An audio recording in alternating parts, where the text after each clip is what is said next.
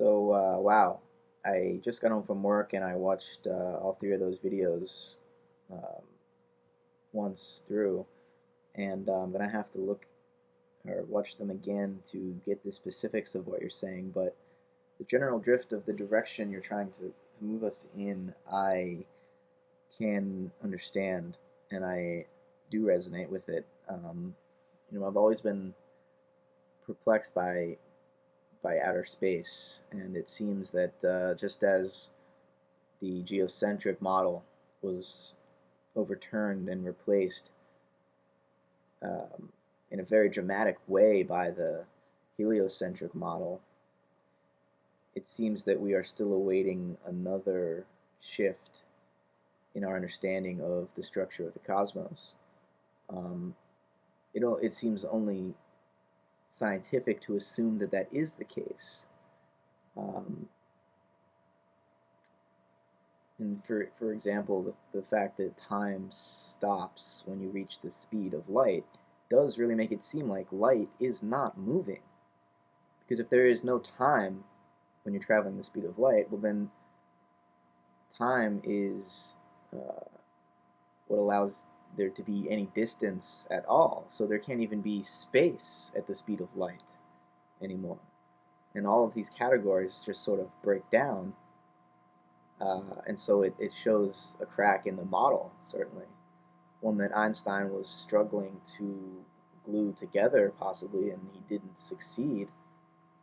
He certainly gave us a deeper understanding of the magic of nature, but we don't fully understand what's going on. And I've always wondered about the Earth. It spins, and Newtonian physics says, yeah, centrifugal force is supposed to cause anything on the surface of a spinning object to fly outward, and yet here we are on Earth, and gravity holds us in. And Newton thought gravity was a force. Einstein realized that we can better conceptualize gravity as a function of the curvature of space. Um, but still, it seems kind of strange. We don't know what gravity is. We just have developed a way of measuring it accurately. We don't know what we're measuring. Um, but I wonder if you have heard of Richard Tarnas. He's a professor at the California Institute of Integral Studies, and he just wrote a book called Cosmos and Psyche.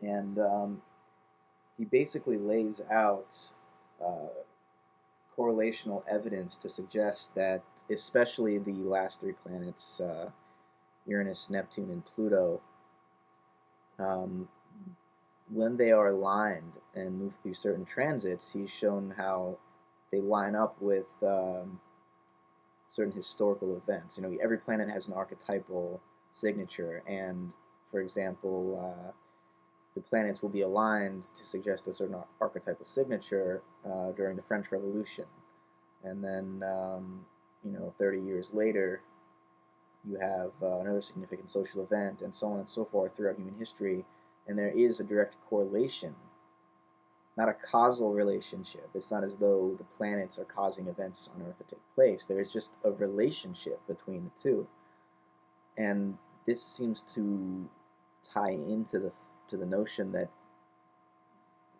planets aren't these separate bodies, and that I've always wondered, what is space? The distance between the sun and the Earth, or between Earth and Mars, or Earth and Pluto, between our solar system and another solar system, the distance between two galaxies. What is in between there? Does it take time to go from one galaxy to another? Or is each galaxy, uh, in a sense, a world unto itself, and you cannot travel between galaxies because there really isn't any time when you're that far away from matter, because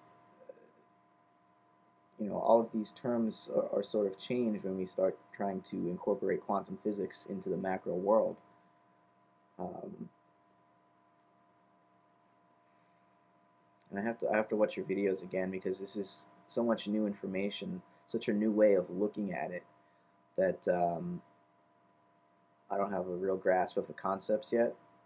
But I've definitely been uh, always been thinking about this, and it also ties into the idea that this cosmos is, in a sense, an organism, and that all of the various organs or planets and stars are a part of one body, and they function together somehow holistically um, as a unit.